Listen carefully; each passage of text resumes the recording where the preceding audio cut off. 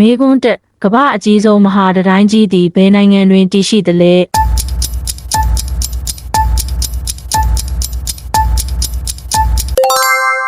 အဖြေမှန်တရုတ်မေကွန်းနှင့်ဤဖဲမျှော်စင်ဖြင့်လူသိများသောနိုင်ငံကဘယ်နိုင်ငံလဲ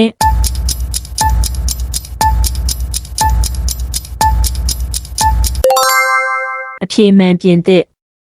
မေကွန်း3မာလိုင်ယွန်ရုပ်ထုကဘယ်နိုင်ငံမှာတည်ရှိတာလဲ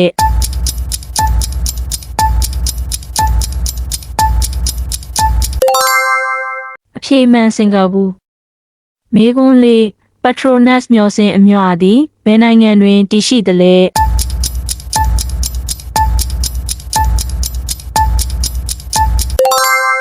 အဖြေမှန်မလေးရှားမေကွန်း5လွတ်လပ်ရေးရုပ်ထုသည်ဘယ်နိုင်ငံတွင်တည်ရှိသလဲ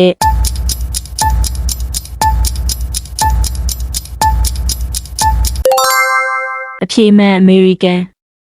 မေကွန်း6တာ့မဟာသည်မည်သည့်နိုင်ငံတွင်တည်ရှိသလဲ